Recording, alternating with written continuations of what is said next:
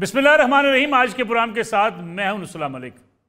नाज़रीन, पाकिस्तान इंसाफ से वाबस्ता आज़ाद उम्मीदवारान ने इस बात का फैसला किया है कि वो वफाक में और पंजाब में अपोजिशन में बैठेंगे, जबकि KPK के अंदर पाकिस्तान तहरीक इंसाफ के हमायत याफ्ता उम्मीदवार अपनी हुकूमत बनाएंगे। इससे पहले ये कहा जा रहा था कि PTI मुज़ाकरात कर रही है पाकिस्तान पीपल्स पार्टी से भी और मौलाना फजल रहमान से भी जाकर मिली, लेकिन आज ऐलान कर दिया गया कि वो अपोजिशन ही करेंगे।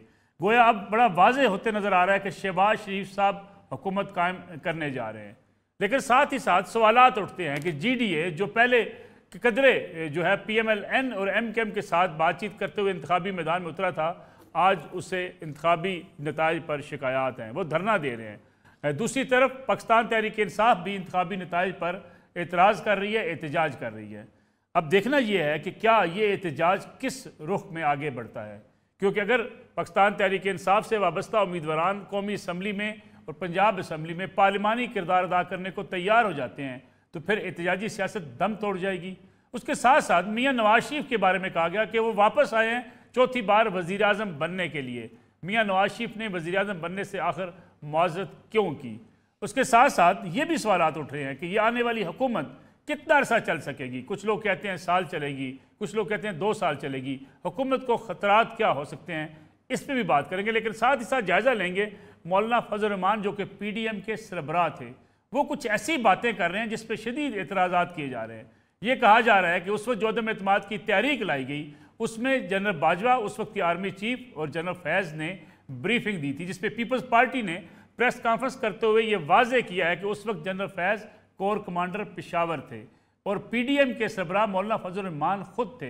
आखिर मौलाना फजल रहमान अब इस मौके पर ऐसी बातें क्यों कर रहे हैं, इसका भी जायज़ा लेंगे आज के प्रोग्राम के अंदर। मेरे साथ तशरीफ़ रखते हैं मुल्क के सीनियर साफ़ी तज़कियाकार जनाब मुज़म्मिल सोहरवर्दी साहब, उनके साथ मौजूद हैं सीनियर साफ़ी तज़कियाकार जनाब रिजवानुर रहमान रज़ी साहब, और उनके साथ तशरीफ़ रखते हैं पाकिस्तान उलमा कौंसिल के चेयरमैन सीनियर तज़कियाकार जनाब मौलाना तैयार रशीद साहब। मुज़म्मिल सोहरवर्दी साहब, प्रोग्राम का आगाज़ आपसे करते हैं। ये जो सूरत हाल इस वक्त बनी हुई है, PDM के सरबराह मौलाना फजल रहमान इस किस्म की बातें क्यों कर रहे हैं कि जनरल बाजवा तहरीक अदम एतमाद को सपोर्ट कर रहे थे, हमें बुलाया गया, हमें ब्रीफिंग दी गई, खुद मौलाना हुकूमत में शामिल हुए, हुकूमत का साथ दिया और ये दावा करते रहे कि इमरान खान साहब की हुकूमत को मेरे सिवा कोई नहीं हटा सकता था। ये बात ठीक है और मेरे ख्याल में रिटायर्ड जर्नलों के बारे में बात करना बहुत आसान है।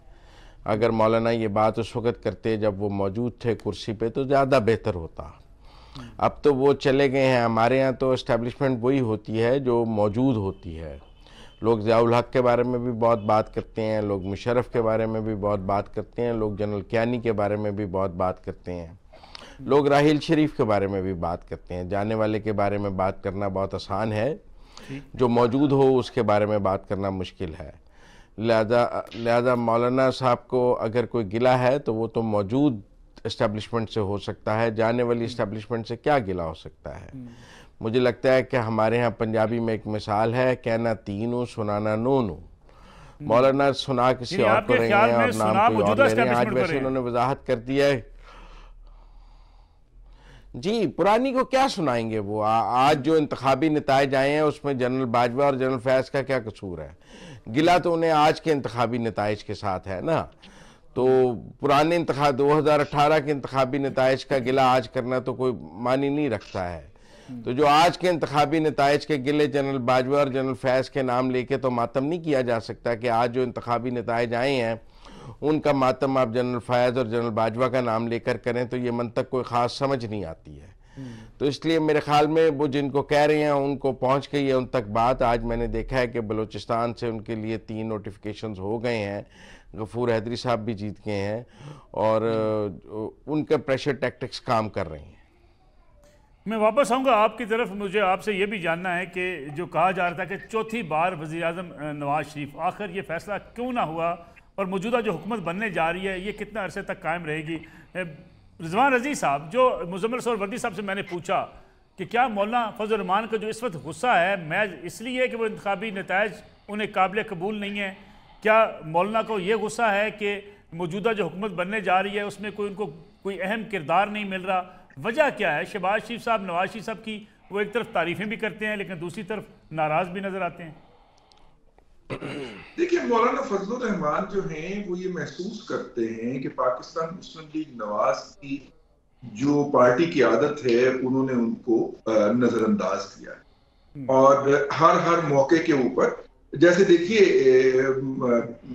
जमीयत उलमा इस्लाम के मुख्तलिफ जलसों के ऊपर हमले हुए, उनके दर्जनों कारकुनान शहीद हुए, पीपल्स पार्टी से लेके और बलूचिस्तान की कौम परस्त जमातों तक और ANP तक सब ने अफसोस का इजहार किया।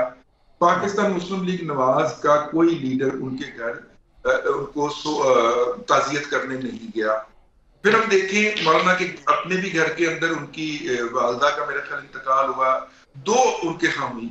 PTI का वफ्द असद कैसर की सरबराही में चला गया, पाकिस्तान मुस्लिम लीग नून की क़यादत नहीं गई। इसके अलावा और भी बहुत सारे ऐसे मौके गिनाए जा सकते हैं जहां पे मौलाना एक्सपेक्ट कर रहे थे कि PMLN की क़यादत उनके साथ खड़ी हो, खास तौर पे जब वो कह रहे थे कि उनको इलेक्शन कैंपेन नहीं करने दी गई और TTP ने उनके जलसों के ऊपर हमले किए और उनका ख्याल था कि अगर कौमी जमातों में से पाकिस्तान पीपल्स पार्टी या PMLN उनके साथ दे तो उनके लिए इलेक्शन में कोई राह निकल सकती है, लेकिन इन दोनों जमातों ने उनका साथ नहीं दिया। जब वो PDM के सरबराह रहने के बावजूद भी खुद को इस तरह मार्जिनलाइज फील करते हैं, तो मेरा ख्याल है कि ये उन्होंने एक आउटबर्स्ट किया है और उसके अंदर वो ये भी भूल गए कि उन्होंने किसका नाम लेना है। आज फिर उन्होंने एक इंटरव्यू के अंदर तस्रीह फरमाई कि उनकी मुराद जो थी वो जनरल फैज हमीद साहब से नहीं थी और उन्होंने किसी और का ऐसे इशारा भी नहीं किया या इशारा दिया तो आप समझे कि हम समझे ही नहीं, लेकिन उन्होंने किसी और के जिम्मे ये डाल दिया। 24 घंटे सेलिब्रेशन हो गई PTI की और मौलाना को टाइम मिल गया मीडिया के ऊपर डिस्कस होते रहे 24 घंटे। तो मौलाना ने बेसिकली ये करने की कोशिश की है कि उनको भी गिना जाए।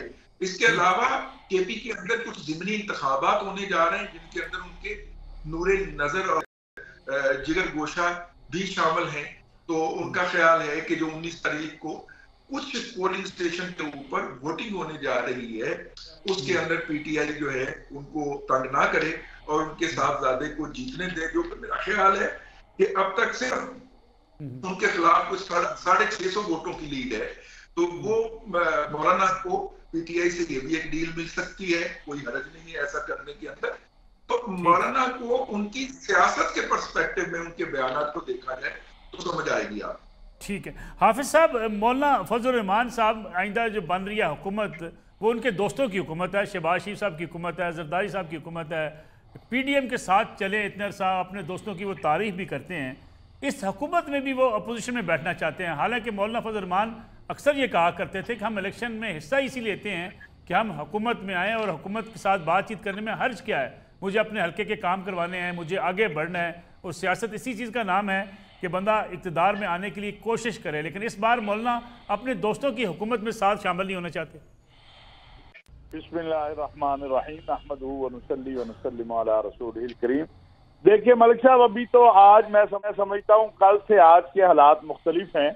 कल मौलाना बहुत गुस्से में थे, आज अगर हम उनके दोनों इंटरव्यू देखें तो उसमें काफी चीजें हमें नजर आती हैं कि कल से मुख्तलिफ हैं। और अभी आने वाले दिनों में आज तो उन्होंने कहा वो पीपल्स पार्टी से भी मिलेंगे, वो मियां नवाज शरीफ साहब से भी मिलेंगे। इसका मतलब ये है कि वो अगले चंद दिनों में मजीद बर्फ पिघलेगी, जो मुझे नजर आ रहा है। बहरहाल जो मौलाना ने बात कही थी कुछ तो उन्होंने वजाहत कर दी और कुछ आज राना सनाउल्लाह साहब ने और पीपल्स पार्टी और बाकी हजरात ने भी बता दिया कि उस बात के कोई जो है अव्वल व आखिर नहीं है कि ना जनरल बाजवा ने उनसे कहा, ना फैज साहब का तो उन्होंने खुद ही इनकार कर दिया कि जनरल फैज तो उस वक्त कोर कमांडर थे। और जनरल बाजवा ने इनसे ये जरूर कहा था कि भाई आप लोग इस पे एतमाद वापस ले लें और इलेक्शन में चले जाएं। इमरान खान इसके लिए तैयार है। तो लेकिन पता नहीं मौलाना ने कल किस अंदाज में इसको ये बात कर दी और फिर आज उसकी कुछ वजाहतें भी की हैं, कुछ गुस्सा भी किया है। तो मौलाना की सियासत जो है मैं उसको नहीं समझता कि वो बहुत ज्यादा अगर PDM की हुकूमत आती है तो उससे दूर होगी, वो इसी का हिस्सा बनेंगे। और मौलाना हुकूमत के हिस्सा बन सकते हैं आप कह रहे हैं? बिल्कुल, अगर शहबाज शरीफ साहब वजीर आला होंगे तो आप देखेंगे कि मौलाना जमीयत उलमा इस्लाम उनके कुर्ब जवार में ही होगी। लेकिन मौलाना को इतना गुस्सा क्यों आया था? ताहिर रशवीद साहब, आप एक अरसे से उनको जानते हैं, बड़ा आपका करीबी ताल्लुक भी रहा है मौलाना फजल रहमान साहब से। मेरा ख्याल है कि जो नताइज थे उसके हवाले से मौलाना का गुस्सा है। उनका ख्याल था कि इस बार उनको खैबर पख्तूनख्वा में और बिल इम्कान जो है सूबा सिंध में तो उनको 1-2 सीटों की उम्मीद थी, लेकिन खैबर पख्तूनख्वा में उनका ख्याल था कि उनको ज्यादा सीटें मिलेंगी और वो हुकूमत बनाने की पोजीशन में आ जाएंगे। लेकिन खैबर पख्तूनख्वा की जो सूरत हाल आपके सामने है, तो एक गुस्से की बहुत सारी वजह जो है वो ये भी है। ठीक है ताहिर रशीद साहब, एक कमर्शियल ब्रेक लेते हैं, ब्रेक से वापस आएंगे, बात करेंगे हुकूमत जो PDM की बनने जा रही है उसको मुश्किलात क्या होंगी और अभी से क्यों ये बातें की जा रही हैं, हुकूमत ज़्यादा देर चल नहीं सकेगी, और मियाँ नवाज शरीफ ने वज़ीर आज़म बनने से आखिर माजत क्यों की।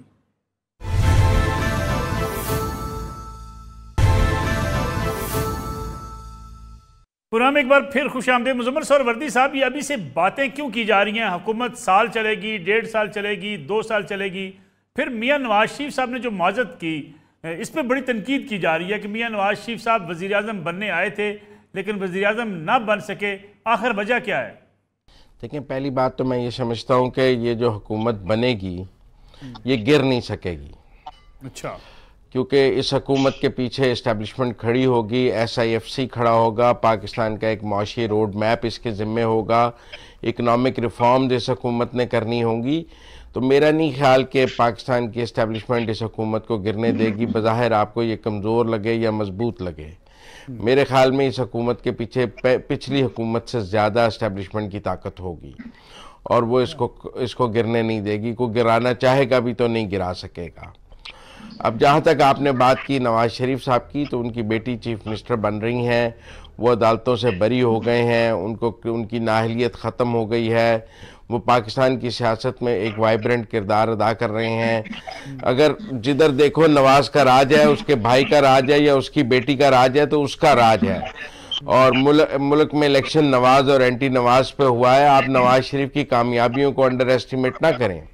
एक आदमी जो पहले नाअहल था, जिसकी पाकिस्तान में एंट्री मुमकिन नहीं थी, जिसके बाद पार्टी की क़यादत नहीं थी, जो पाकिस्तान में जिसका टिकर चलने की ममानियत थी, उसने आकर एक वाइब्रेंट इलेक्शन कैंपेन चलाई है, अदालतों से अपने खुद को बरी कराया है, नाअहलियत ख़त्म कराई है और इक़्तिदार उसके घर आके गिर गया है।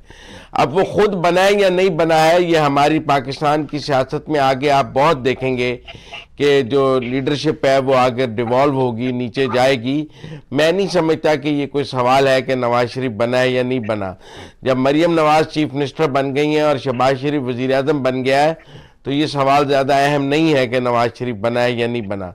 वो दोनों नवाज शरीफ की आशीर्वाद से ही बने हैं और नवाज शरीफ के वोट बैंक से बने हैं। लेकिन क्या आप समझते हैं कि मियाँ नवाज शरीफ साहब की सपोर्ट इसी तरीके से रहेगी फेडरल हुकूमत को, पंजाब में मरियम नवाज साहबा की हुकूमत को?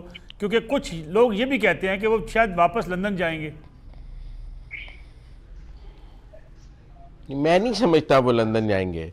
मैं समझता हूँ कि अगले 5 साल वो अपनी पार्टी की तंजीमें नौ पे लगाएंगे, वो पंजाब में अपनी पार्टी का होल्ड दोबारा मजबूत करने पर लगाएंगे, फेडरल गवर्नमेंट के साथ लगाएंगे। और आप देखेंगे कि जो इंटरनेशनली जो पाकिस्तान के डिप्लोमेटिक फ्रंट्स होंगे, उनमें आपको नवाज शरीफ बहुत नुमाया नज़र आएंगे बहुत जगह पर नवाज शरीफ के साथ। मुझे नहीं लगता कि वो कोई वापस चले जाएंगे।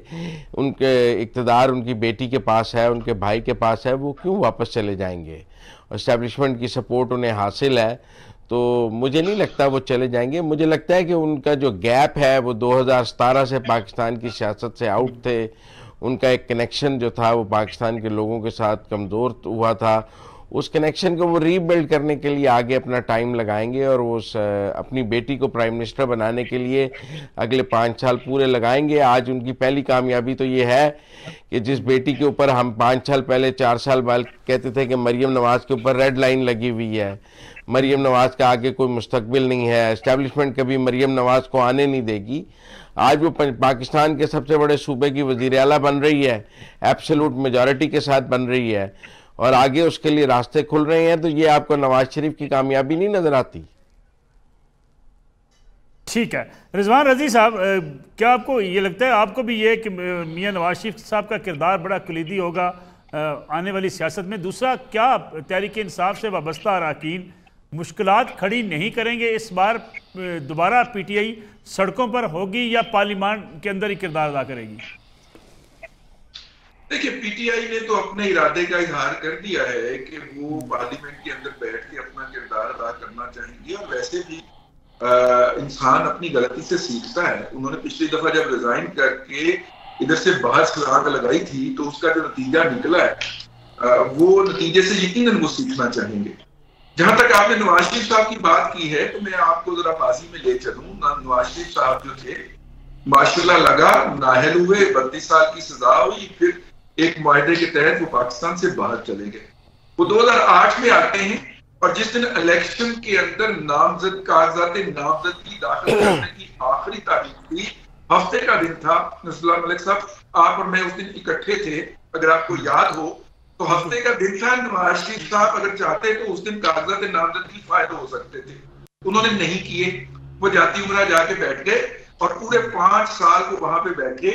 उन्होंने अपने भाई को सपोर्ट किया, उसे पॉलिटिकल सपोर्ट फराहम की और बहुत सारे कलीदी फैसले लेने में उन्होंने किरदार अदा किया। और फिर उसके नतीजे के बाद वो 2013 के अंदर दोबारा इक्तदार में आए सादा अक्सरियत के साथ। अब नवाज शरीफ साहब जो हैं इसी तरह 2018 के अंदर पाकिस्तान से चले जाते हैं, 19 के अंदर, और अब वो वापस आते हैं। तो हम ये क्यों तवक्को कर रहे हैं? जो उनकी पैटर्न है उसके तहत तो ये 5 साल जो है वो यहाँ पे बैठेंगे, मरीम नवाज शरीफ को पॉलिटिकल सपोर्ट फराहम करेंगे, अपने भाई की सियासत को आगे बढ़ने में मदद देंगे, और अगले 5 साल के बाद जब इलेक्शन आएंगे तो उस वक्त वो कैंडिडेट होंगे प्राइम मिनिस्टर के। मैं इसको ऐसे देखता हूँ। ठीक है। हाफिज साहब, आपको क्या लग रहा है, जो एजिटेशन की सियासत जिस पे PTI ने हमेशा जोर दिए रखा, इस बार इमरान खान साहब जेल में हैं, जो बाहर लीडरशिप है वो कदरे ये बात ज़रूर करती हुई नज़र आती है कि हम पार्लियामेंट में बैठेंगे, अपोजिशन का किरदार अदा करेंगे, लेकिन कल एहतजाज की काल भी है साथ। आपको लगता है PTI जो है वो सड़कों से निकल कर पार्लियामेंट में जाएगी? पार्लियामेंट में तो PTI जाएगी, और जहां तक एहतजाज है, मैं समझता हूं कि PTI का बहुत बड़ा हल्का, ये मैं अपनी मालूमात की बुनियाद पे भी कह रहा हूं, और कि बहुत बड़ा PTI का जो हल्का है वो नहीं चाहता कि वो जो कुछ हो गया दोबारा हो। वो समझते हैं कि हमारा पार्लियामेंट से निकलना भी गलती थी, हमारा सूबाई असम्बलियों से इस्तीफे देना भी गलती थी, और उसके नतीजे में वो पार्लियामेंट में अपने आप को मजबूत करेंगे, असम्बलियों में अपना किरदार अदा करेंगे। अगर आप देखें जो उनके नामजद वजीर आला है गंडापुर साहब खैबर पख्तूनख्वा से, उनके कल का बयान देखें, आज का बयान देखें, तो उसमें बड़ी तब्दीली आपको लगेगी उनकी गुफ्तगू के अंदर। तो एहतजाज, पुरअमन एहतजाज तो देखें, ये तो पूरी तारीख इंसाफ के हुकूमत के दौर में मौलाना फजलुर रहमान भी करते रहे, बल्कि सबसे ज्यादा मौलाना ने किया। पुरअमन एहतजाज करना तो हक है, लेकिन जो एहतजाज इससे मुल्क का आप पहिया जाम करने की कोशिश करें या मईशत को खराब करें या अमनो अमान को खराब करें, मेरा नहीं ख्याल कि उस तरफ PTI जाएगी या उस तरफ कोई जाने देगा। मुजम्मिल सरवर्दी साहब, अगर एहतजाज PTI नहीं करती, जिन सीटों एक फिक्रा ले लीजिएगा। जी प्लीज एक फिक्रा ले लीजिएगा। देखिए, PTI ने जो इलेक्शन लड़ा है वो इस बुनियाद पे लड़ा है कि मोहर लगाओ और कप्तान को बाहर निकालो। अब कप्तान जो हैं वो बाहर तब निकलेंगे जब PTI पार्लियामेंट में जाके बैठेगी। तो इसलिए पार्लियामेंट में जाना उनकी मजबूरी है या मजबूरी होगी और वो पार्लियामेंट में जाएंगे। क्यों जी मुजम्मिल सरवर्दी साहब, पार्लियामेंट में जाके PTI इमरान खान साहब के लिए कोई रास्ता निकाल सकती है कि जेल से बाहर आ जाए? दूसरा ये बताइएगा कि ये जो एजिटेशन बढ़ती चली जा रही है, GDA एहतजाज कर रहा है, फिर ख़ासतौर पर अगर आप देखें हर सियासी जमात कहीं ना कहीं गिले शिकवे लेके बैठी हुई है, फॉर्म 45 की 47 की बात की जाती है, हर रोज़ हम प्रेस कॉन्फ्रेंसेस देख रहे हैं।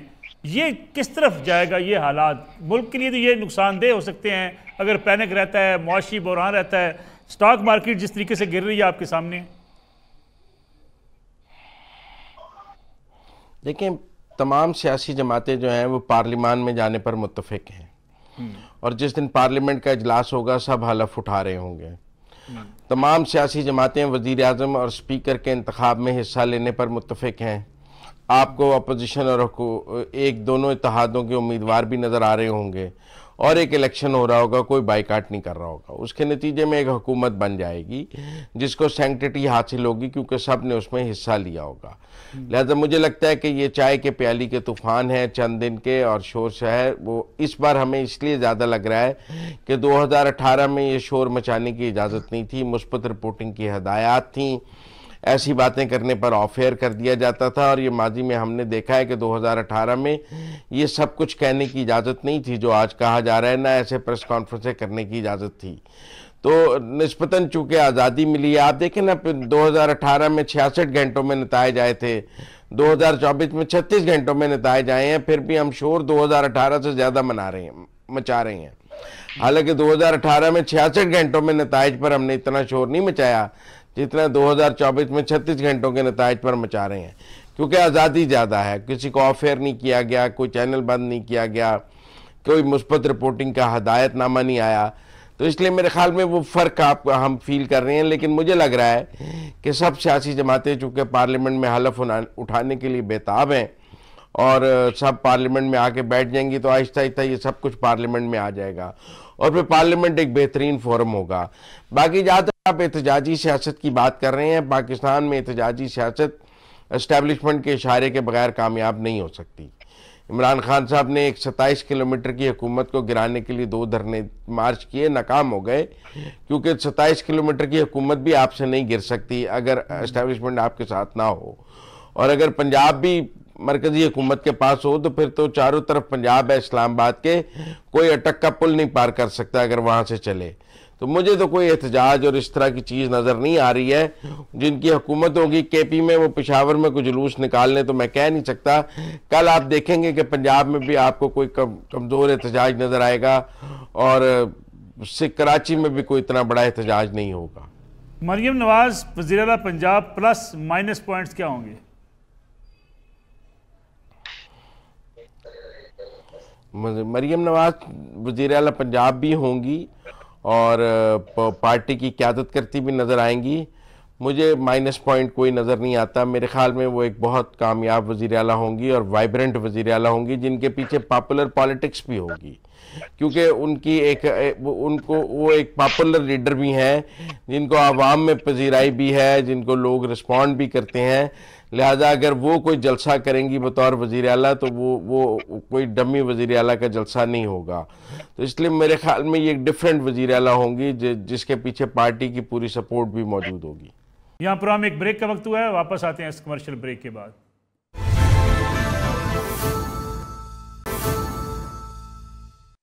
प्रोग्राम एक बार फिर खुशामदीद। रिजवान रज़ी साहब, जो स्कॉन्डर्स हैं, जो अदालती इश्तिहारी हैं, वो हलफ कैसे उठा सकेंगे? उनको तो मुकदमात का सामना करना पड़ रहा है।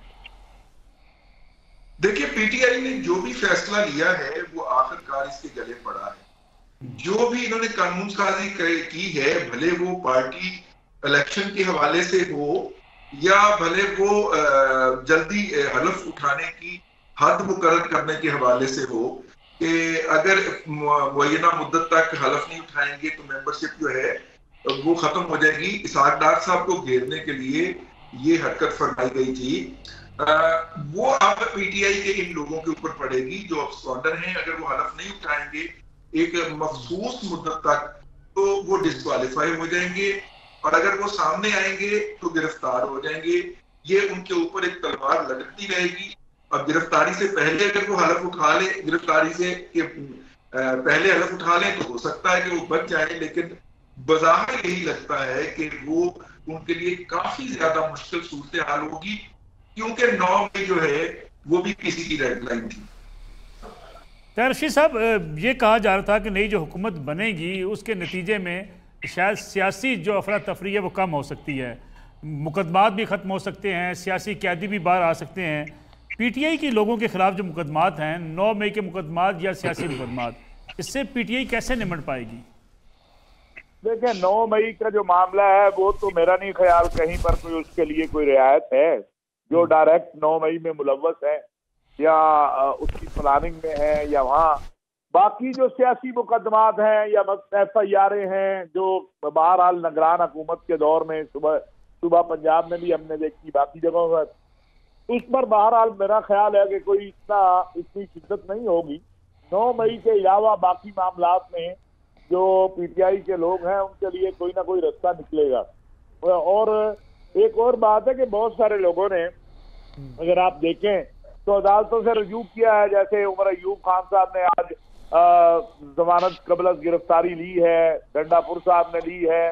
तो मेरा ख्याल है कि बहुत से लोग हलफ के लिए जमानत कबल गिरफ्तारी करवा के हलफ ले लेंगे, मासवाए उन चंद के जो 9 मई में मुलव्वस हुए और जो बराह रास्त उसमें मुलव्वस है, उनके लिए तो मेरा नहीं ख्याल कि कहीं पर कोई रियायत का रास्ता निकल सकता है। लेकिन ये आने वाली हुकूमत पर भी मुनहसर होगा कि वो किस तरह चलती है, क्योंकि जो निगरान हुकूमत के दौर में पंजाब में हमने देखा है वैसा चल नहीं सकता है फॉरएवर, जो है उस तरह का सिलसिला नहीं चल सकता है। लाजमी बात है, पॉलिटिकल जमात है, उसके लोग जीत कर आए हैं, अब उन्होंने असम्बलियों में भी आना है। वो एक कोई माने या ना माने, अच्छा लगे या बुरा लगे, क्या मुस्लिम लीग नवाज खत्म हो गई, पीपल्स पार्टी खत्म हो गई, इसी तरह तारीख इंसाफ है। हाँ, उनको अपनी गलतियों से सीखना चाहिए और एक मिसाक पाकिस्तान की तरफ मुझे पाकिस्तान बढ़ता हुआ नजर आता है। चाहे वो कौमी असम्बली में शहबाज शरीफ साहब उसका इनिशिएटिव ले या कोई और ले, लेकिन एक मिसाक पाकिस्तान की तरफ जाएगा, क्योंकि जो हमारे मुआशी सूरत हाल है उसमें हमारे जो दोस्त ममालिक हैं या जो हमारे खैरखा हैं, वो सब यही चाहेंगे कि इस मुल्क में अमन आए, इस्तेहकाम आए, मुआशी इस्तेहकाम भी आए, दाखिली इस्तेहकाम भी आए, सियासी इस्तेहकाम भी आए। और पाकिस्तान में अभी बहुत सी मुश्किलात हैं आपके लिए, मुआशी इक़्तिसादी जो है, और SIR जो आपने बनाई है, जो बड़ी कामयाबी के साथ आगे बढ़ रही है, ये तो नहीं मुमकिन है कि इतनी सारी मेहनत को जो है वो ज़ाया कर दिया जाए या वो ज़ाया हो जाए। तो इसलिए मुझे एक मिसाक पाकिस्तान होता नजर आ रहा है जो कि जिसमें सारी जमातें शामिल हों। मुज़म्मिल सरवर्दी साहब, आप तीनों मेहमानों से ना मुझे एक बड़ा शार्ट कमेंट लेना है। वो ये कमेंट है कि जितने लोग इलेक्शन हारे हैं, मैंने देखा कि अगर वो प्रोटेस्ट करते हैं, एहतजाज करते हैं, एक बयानिया बनाने की कोशिश करते हैं, मैं नाम नहीं गिनवा सकता प्रोग्राम के अंदर चूँकि बड़ा मुख्तसर वक्त बचा है, वो कहते हैं जी कि मैं तो नहीं जीता, मेरे हल्के से PTI जीती है। यानी ये तासर पैदा करने की क्यों कोशिश की जा रही है? हालांकि वो इलेक्शन लड़े हैं PTI के खिलाफ, और वो तीसरे नंबर पे या चौथे नंबर पे आने वाला आदमी कहता है जी कि नहीं PTI जीती है मेरे हल्के में। ये रवैया क्यों इख्तियार किया बाज़ सियासी रहनुमाओं ने और बाज़ उम्मीदवारान ने? बस ये मोहब्बत हुसैन और बुग़्ज़ माविया वाला मामला है। आप अपनी हार को जस्टिफाई करने के लिए, ये जमात इस्लामी के लोग ज़्यादा कर रहे हैं, हाफ़िज़ नईम रहमान वगैरह ने किया है और लोगों ने किया है, और वो चूँकि अपनी हार को जस्टिफाई करना है आपने, तो उसके लिए आप ये बयानियाँ लेते हैं कि मैं तो नहीं हारा, तो वो जीता हुआ था, मैं भी नहीं जीता हुआ था। पर मेरे ख्याल में ये सब चाय की प्याली का तूफ़ान है, ये आगे नहीं चल सकता। चंद दिन का मेहमान है, जो ही कौमी असम्बली का सेशन होगा, मैं और आप उस पर बात कर रहे होंगे, फिर स्पीकर का इंतखाब होगा, चारों सूबाई असम्बलियों में इंतखाबात हो रहे होंगे, हुकूमतें बन रही होंगी, उसके बाद सिलसिला आगे चल पड़ेगा। पाकिस्तान ना हमें फौरी को लॉन्ग मार्च नज़र आ रहा है, ना धरना नज़र आ रहा है, ना अल्टीमेटम की सियासत नज़र आ रही है। जो कुछ होगा पार्लिमान के अंदर ही होगा, और पार्लिमान में भी मुझे कोई ऐसा नज़र नहीं आता कि कोई एक जमात पूरे पार्लिमान को हॉस्टेज बना लेगी। जो जीत कर भी आए हैं उन्हें अंदाज़ा है कि 9 मई की कीमत क्या है, और आगे कोई 9 मई इस मुल्क में नहीं हो सकता। क्यों जी रिजवान रजी साहब, ये जो सवाल मैंने रखा मुज़म्मिल साहब के सामने कि हारने वाला कहता है जी मैं तो हारा हूँ, लेकिन जो जीता है वो नहीं जीता, ये रवैया क्यों इख्तियार किया गया? ये मुझे से ज्यादा मुझे मामले वाला मामला है। बुनियादी तौर पे इस वक्त हर कोई नाराज है, यानी आज तो PMLN ने भी नाराज होने का ऐलान कर दिया। उन्होंने कहा कि हम कोई हुकूमत नहीं बना रहे, ये उठाएं अपना पामदान और बना रहे अपनी हुकूमत। इसका मतलब है कि हर कोई किसी एक को ब्लैकमेल करने की कोशिश कर रहा है। मैं उस एक का नाम भी ले रहा, मेरा ख्याल है आप सब लोग समझते हैं, और हर कोई अपना मैक्सिमम उसमें से इक़्तिदार में हिस्सा मांग रहा है, और ये भी एक तरीका है उस इक़्तिदार में हिस्सा मांगने का, बल्कि लेने का। तो अब देखिए, जैसे कि मुज़म्मिल साहब ने कहा इलेक्शन होगा, स्पीकर का और डिप्टी स्पीकर का, सारे उसमें हिस्सा ले रहे होंगे।